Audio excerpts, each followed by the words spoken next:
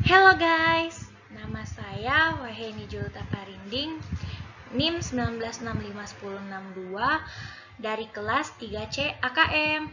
Sekarang saya akan menjelaskan tentang sejarah perkembangan auditing.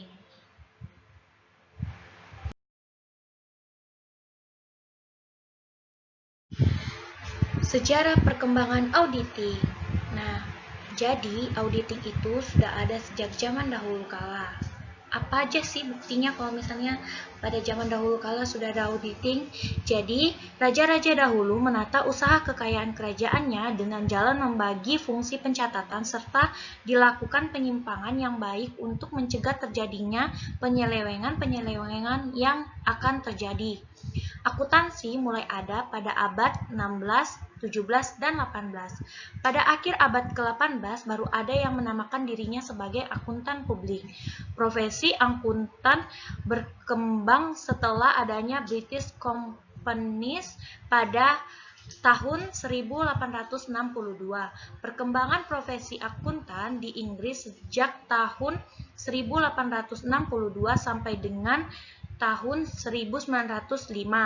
Nah, perkembangan profesi akuntan juga terjadi di Amerika Serikat mulai tahun 1900.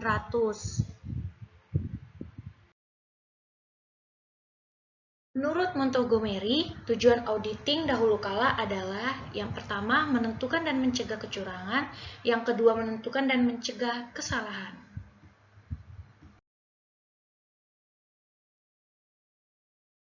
Tujuan auditing sejak tahun 1940 sampai sekarang adalah yang pertama, meyakinkan kelayakan posisi keuangan dan hasil usaha perusahaan sebagai tujuan utama. Yang kedua, menemukan dan mencegah kecurangan atau kesalahan sebagai tujuan sampingan.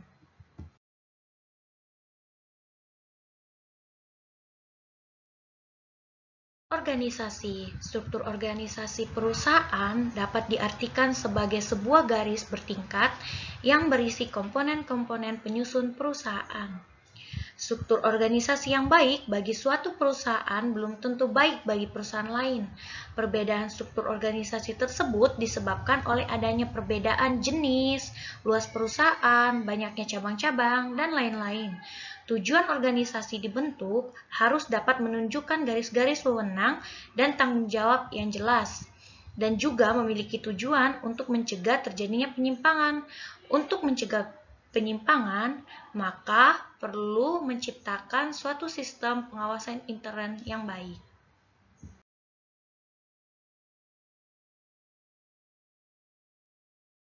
Intern. Apa sih itu pengawasan intern?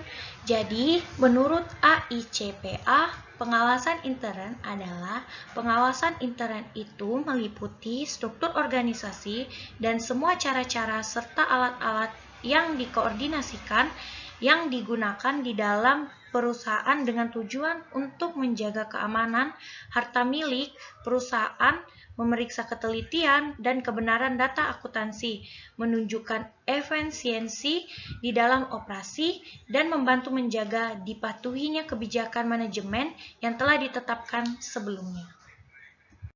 Kesimpulannya, jika sistem pengawasan intern berjalan dengan baik, maka akan berguna untuk menjaga keamanan harta milik suatu organisasi, memeriksa ketelitian dan kebenaran data akuntansi, memajukan efisiensi dan dalam operasi, membantu menjaga agar tidak terjadi penyimpangan dari kebijaksanaan manajemen yang telah ditetapkan sebelumnya. Apa ya yang dimaksud dengan pengauditan?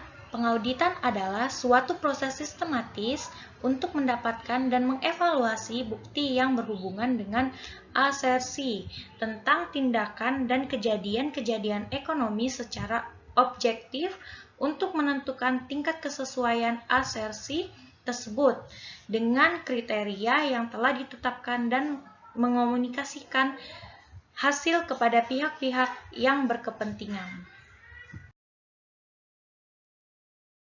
Tipe atau klasifikasi audit. Klasifikasi audit berdasarkan tujuan. Audit laporan keuangan Audit laporan keuangan mencangkup penghimpunan dan pengevaluasian bukti mengenai laporan keuangan suatu entitas dengan tujuan untuk memberikan pendapat apakah laporan keuangan telah disajikan secara wajar sesuai kriteria yang telah berlaku, yaitu prinsip akuntansi yang berlaku umum. Yang kedua, audit kepatuhan. Audit kepatuhan mencangkup penghimpunan dan pengevaluasian bukti dengan tujuan untuk menentukan apakah kegiatan finansial maupun operasi tertentu dari suatu entitas sesuai dengan kondisi-kondisi, aturan-aturan, dan regulasi yang telah ditentukan. Audit operasional.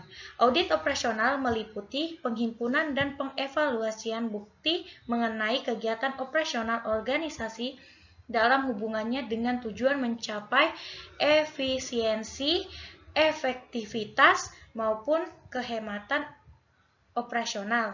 Tujuan audit operasional yang pertama menilai prestasi, mengidentifikasi kesempatan untuk perbaikan, membuat rekomendasi untuk pengembangan dan perbaikan, dan tindak lebih lanjut.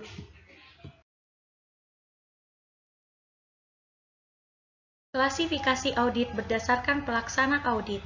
Audit eksternal. Auditing eksternal merupakan suatu kontrol sosial yang memberikan jasa untuk memenuhi kebutuhan informasi untuk pihak luar perusahaan yang diaudit. Auditornya adalah pihak luar perusahaan yang independen.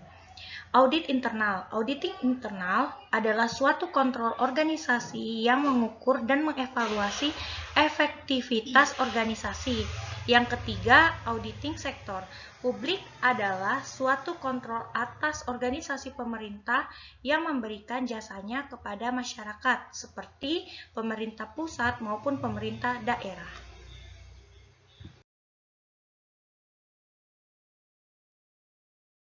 Yang ditugaskan untuk mengaudit tindakan ekonomi atau kejadian untuk entitas individual atau hukum pada umumnya diklasifikasikan ke dalam kelompok. Yang pertama, auditor pemerintah adalah auditor yang bertugas melakukan audit atas keuangan pada instansi-instansi pemerintah.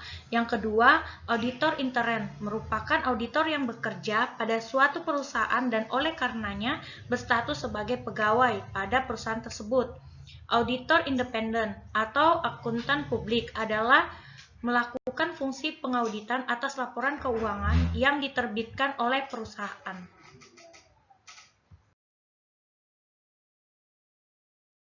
Jadi akuntan publik di Indonesia ada persyaratannya loh.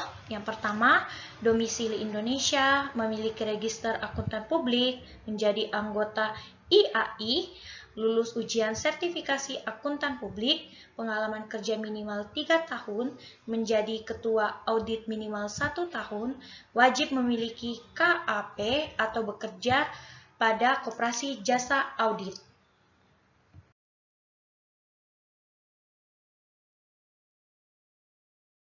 Jasa kantor akuntan publik ada 8, ada jasa assurance, ada jasa atestasi, ada audit, ada examination, ada review agree upon produce, ada jasa atestasi lain, ada jasa non penjamin, ada jasa accounting, tax consulting. Sekian penjelasan dari saya, kurang lebihnya mohon dimaafin. Terima kasih guys, see you!